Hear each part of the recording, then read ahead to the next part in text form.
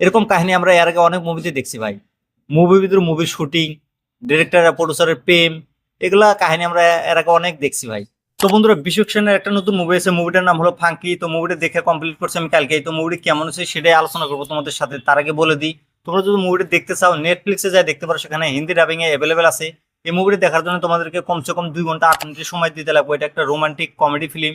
তো এই মুভির আইএমডিবি রেটিং এর কথা যদি বলি, মুভির আইএমডিবি রেটিং হচ্ছে 4.2, খুবই খারাপ রেটিং। তো এই মুভির কাহিনীর কথা যদি বলি, মুভির কাহিনীতে দেখানো হয়েছে কোমল নামের একটা ডিরেক্টর, সে একটা মুভি বানাতে চায়, মুভিটার নাম হলো ফাঙ্কি।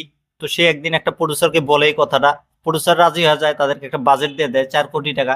তো মুভির শুটিং শুরু হয়। মুভির শুটিং শুরু হতে হতে মুভির বাজেটটা বেশি হয়ে যায়।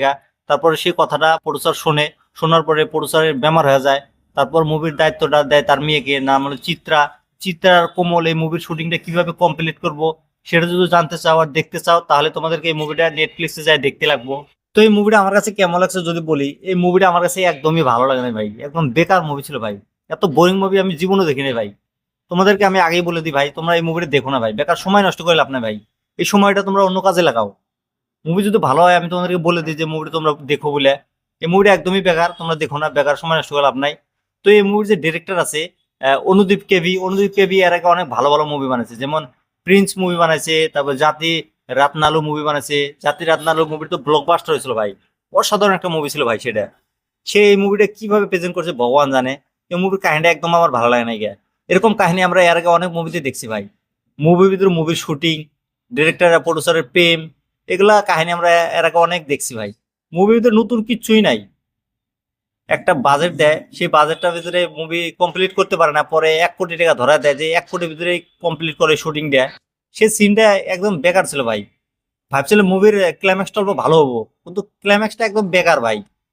মুভির সেকেন্ড হাফ একদম বেকার, ফার্স্ট হাফটা আরো বেকার। কিচ্ছু নাই মুভি বেকার, তোমরা মুভিটা দেখার সময় নষ্ট করো না ভাই।